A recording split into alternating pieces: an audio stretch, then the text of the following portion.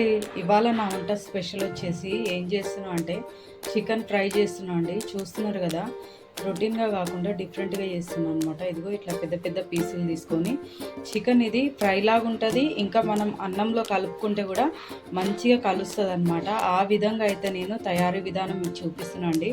ఖచ్చితంగా మీరు ట్రై చేయండి. నేను చూపించింది సింపుల్ అండి. ఇదిగో ఒక 2 కేజీలు చికెన్ అయితే వేసుకున్నా. 2 కేజీలు కాదండి, ఇంకెక్కువనే ఉంటుంది ఇది. ఇంకా ఇదిగో ఉల్లిపాయ, పచ్చిమిరపకాయలు చూపిస్తే తయారీ విధానం. ఒక గిన్నె పెట్టుకున్నా, తగినంత ఆయిల్ అయితే వేద్దాం. ఫ్రై కదా, కొంచెం ఎక్కువనే పడుతుంది ఆయిల్, ఎందుకంటే పీసులు పెద్ద పీసులు కదండి. కొంచెం ఆయిల్ మంచిగా వేసుకోవాలన్నమాట. చూస్తున్నారు కదండి, ఇదిగో ఇలాచి, లవంగ, చెక్క, ఇంకా జీలకర్ర అనమాట. సాజీరా వేసుకుంటున్న ఆకు చూస్తున్నారు కదా. ఇదైతే ఇప్పుడు వేడి ఆయిల్లో వేద్దాం. ఆయిల్ మంచిగా వేడెక్కనివ్వాలండి. ఇప్పుడు ఉల్లిపాయలు వేద్దాం, మంచిగా తరుక్కున్న ఉల్లిపాయలు.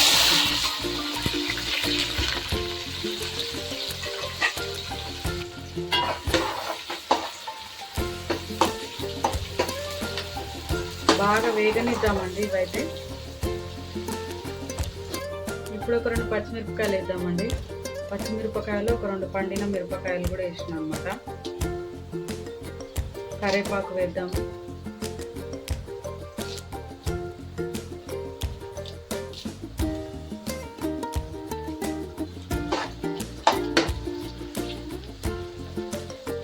పుదీనా వేద్దామండి. ఇవన్నీ బాగా వేగనిద్దాం, పచ్చి వాసన పోయేంత వరకు మంచిగా. ఉల్లిపాయలు ఇవన్నీ మంచిగా వేయించుకున్నాము.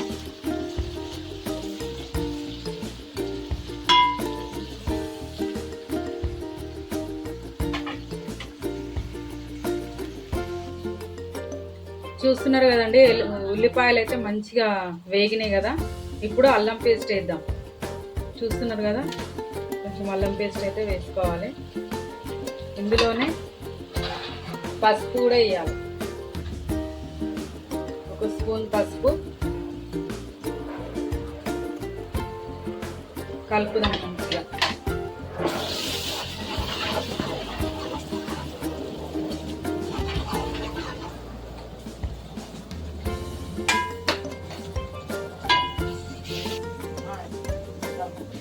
చూస్తున్నారు కదండి, అల్లము పసుపు వేసుకున్నా కదా, పచ్చివాసన పోయేంత వరకు మంచిగా వేయించుకోవాలన్నమాట. ఇప్పుడు ఈ చికెన్ ముక్కలు ఉన్నాయి కదండి, ఇదిగో కడిగి పెట్టుకున్నా కదా, చెప్పినా కదా, ఇదిగో ఇంత పెద్ద పీసులు అనమాట. పెద్దగా ఉన్నాయి అనేసి చికెన్ ఎక్కువ నేను ఆయిల్ ఎక్కువ వేసుకున్నా అండి. ఏందక్క మరి ఎంత ఆయిల్ వేసిరు మీరు అని అనుకోవద్దు మీరు. చూస్తున్నారు కదండి, బిర్యానీ పీసులు కొట్టించారు మా వాళ్ళు అయితే.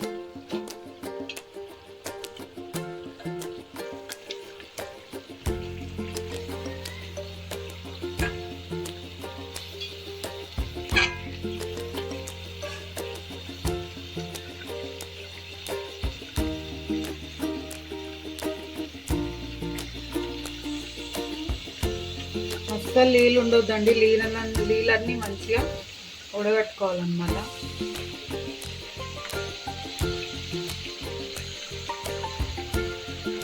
ఇప్పుడు కలుపుదాం మంచిగా.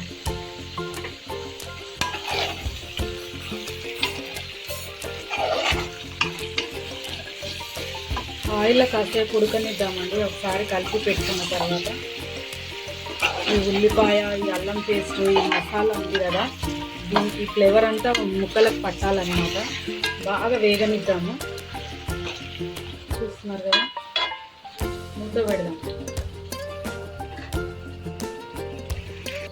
చూద్దామండి ఎంతవరకు అయితే మగ్గిందో. చూస్తున్నారు కదా, ఇంకా బాగా ఉడకాలన్నమాట. కొద్దిగా ఆయిల్ అయితే మంచిగా మగ్గింది. ఇప్పుడు ఉప్పు వేద్దామండి. ఉప్పు వేస్తే ఏమవుతుందంటే మంచిగా ఈ ముక్కలకి ఇప్పుడే పడుతుంది అనమాట. టేస్ట్ బాగుంటుంది ఎప్పుడైనా కానీ ఇట్లా ఉడికేటప్పుడు వేసుకుంటే. కలుపుదాం.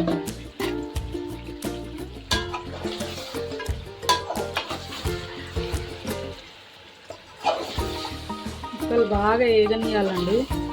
ఎంత ఏగితే అంత టేస్ట్ వస్తుంది అన్నమాట.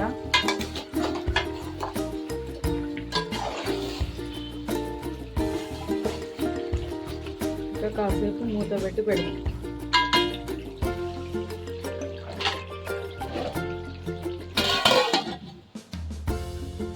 చూస్తున్నారు కదండి, ముక్కలు అయితే మంచిగా ఉడికినాయి అన్నమాట.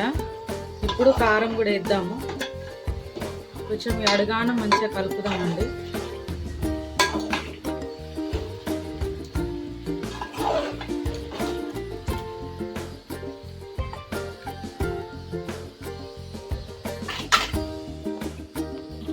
ఇప్పుడు తగినంత కారం అయితే వేద్దాము.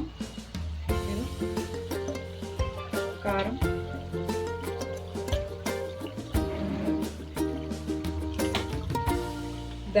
ధనియాలు, జీలకర్ర పొడి,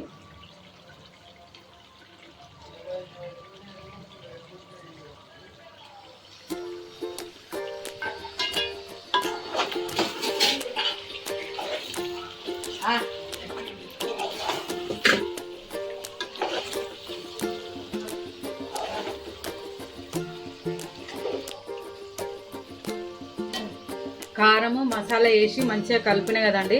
ఇప్పుడైతే ఇంకా కాసేపు ఉడకనిద్దాం అన్నమాట. మంచిగా వేగాలండి చికెన్ అయితే.